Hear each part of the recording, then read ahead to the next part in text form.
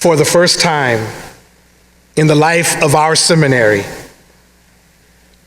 we are granting an honorary doctoral degree. Honorary degrees are awarded to exceptional candidates whose scholarly, faith-based, aesthetic, or public work embodies the mission and vision of Louisville Seminary.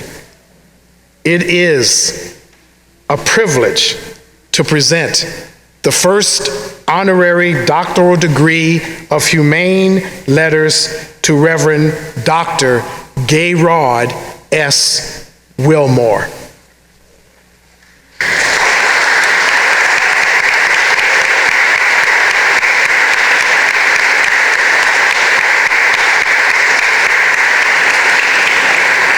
For those of you who are wondering, where is the Reverend Dr. Gayraud?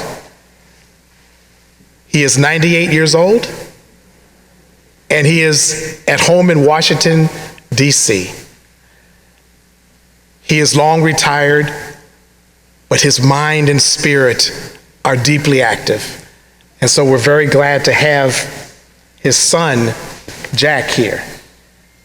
Allow me to read the proclamation. Whereas the Reverend Dr. Gayraud S. Wilmore has committed his vocation to the church, theological education, and humanity through his works and deeds.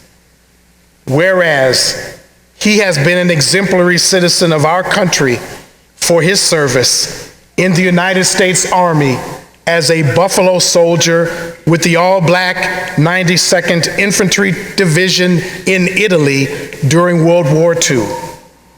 Whereas he was one of the most important Presbyterian civil rights activists in the 1960s through his service as the first executive director of the United Presbyterian Church Commission on Religion and Race, and co-founder of the National Conference of Black Churchmen, which would become the largest ecumenical organization of pro-Black power clergy. Whereas he has devoted his extraordinary talents to understanding and interpreting to others the culture in which faith is lived and practiced in our world through such published works as Black Theology, A Documentary History, Volumes 1 and 2, co-edited with renowned theologian James H. Cone, Black Religion and Black Radicalism, an interpretation of the religious history of African Americans, Black and Presbyterian, The Heritage and the Hope, and other works. Whereas he has served as an outstanding educator whose influence in the African American religious experience and Black theology is significant, as seen by his efforts to help integrate West Chester, Pennsylvania's elementary schools. His work with the United Presbyterian Church's Department of Social Education and Action, and the faculty and administrative positions he held in several divinity schools. Whereas he remains committed to the Presbyterian tradition and inspired many of the church's leaders. Whereas he celebrated 71 years of marriage with his wife Lee until her death in 2015, and maintains everlasting love for children Stephen, Jack, Roberta, and David, now deceased, his 4 grandchildren and 2 great-grandchildren. Be it resolved that the Louisville Presbyterian Theological Seminary Board of Trustees confers a Doctor of Humane Letters honoris causa on the Reverend Dr. Gayraud S. Wilmore for his service to the Church of Jesus Christ, for his leadership in theological education, and for his commitment to improve the human condition. This body concurs in the judgment that the Reverend Dr. Gayraud S. Wilmore truly is a wise counselor for theological schools and theological leaders in our time, and hereby expresses our heartfelt gratitude to God for his life and ministry. Jack, won't you come?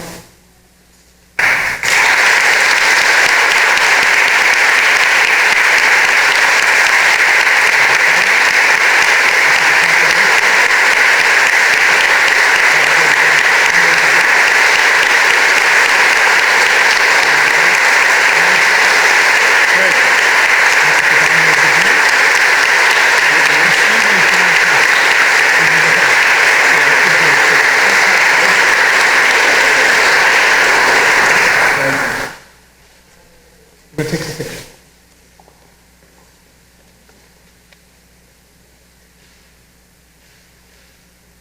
Thank you.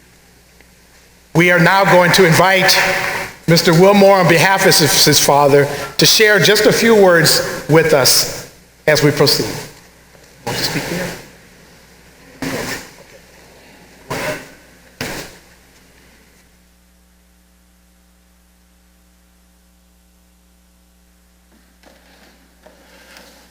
On behalf of the Wilmore family, we would like to give our heartfelt thanks to this tremendous honor bestowed on my father by this wonderful institution of the Louisville Seminary.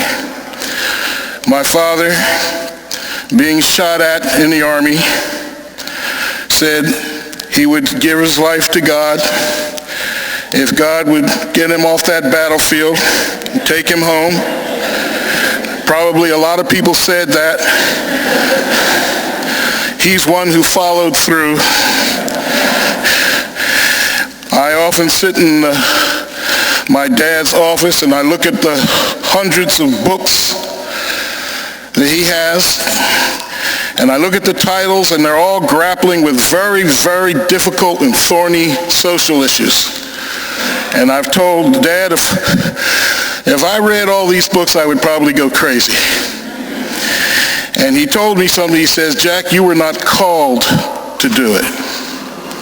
And I appreciated that, because he had a calling to help particularly black people realize they should not discard Christianity, because the black church, the black congregations were their sole source of empowerment. And this was at a time when a lot of people at my age were forsaking the Christian faith. Louis Farrakhan, Elijah Muhammad, and others were saying Christianity is the white man's religion. You need to forsake it. I will be indebted with my father employing his intellectual and historical skills to argue that that was not the case. And he tried a contribution